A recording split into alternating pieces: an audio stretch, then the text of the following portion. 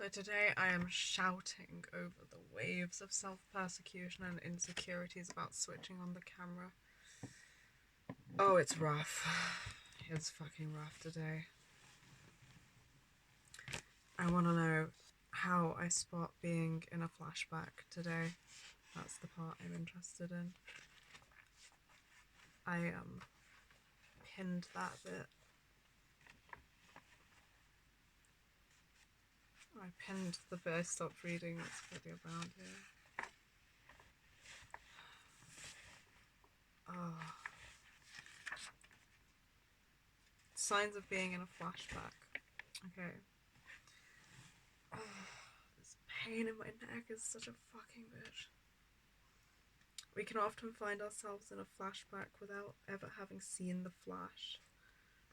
There are a variety of clues that we can learn to identify as signs that we're caught in a flashback. This is essential to recovery, as naming our experience, flashback, step 1 in flashback management, often immediately brings some relief. Even more importantly, it points us in the direction of working the other 12 steps of flashback management.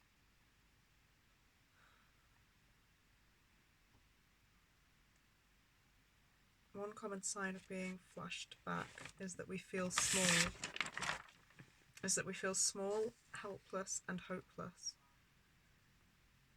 In intense flashbacks, this magnifies into feeling so ashamed that we are loath to go out or show our face anywhere.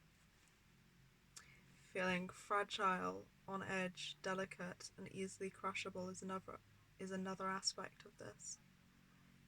The survivor may also notice an evaporation of whatever self-esteem they have earned since they left home. This is a flashback to childhood years where implicit family rules forbade any self-esteem at all. Another common clue that we are flashing back is an increase in the virulence of the inner or outer critic. This typically looks like increased drasticizing and catastrophizing, as well as intensified self-criticism or judgmentalness of others.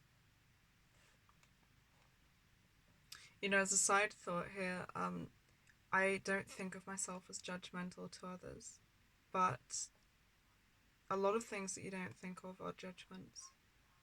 I can judge somebody as unsafe, for instance, and like if I'm thinking or assuming people are going to get mad at my response, at my actions in response to my actions, I am kind of judging them in a way.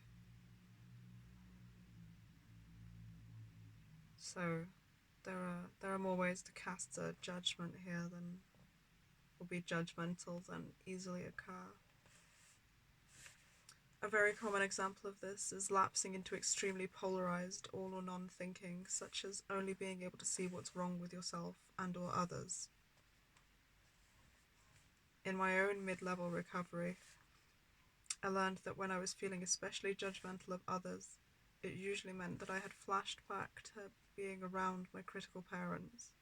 The trigger was usually that some vulnerability of mine was in ascendancy.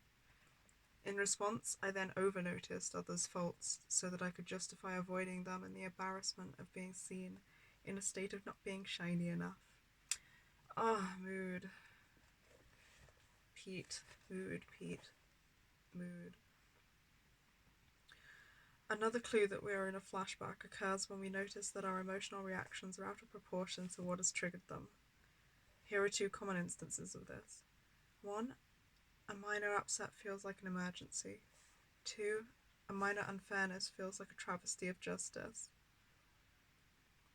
In the first instance, you drop a book that you're carrying and launch into an angry, self-berating tirade that lingers for hours.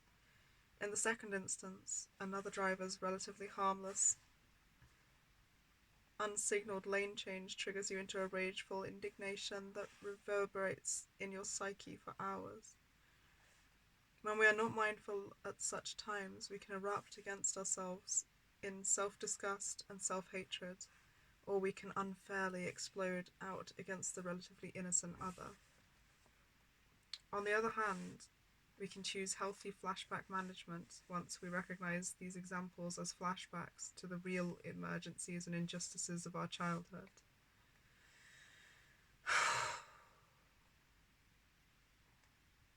Furthermore, we can harvest recovery out of the unpleasant flashbacks by seeing them as proof that we were traumatized. When we do the latter, we can morph our anger into healthy indignation at the outrageously unfair conditions of our upbringing.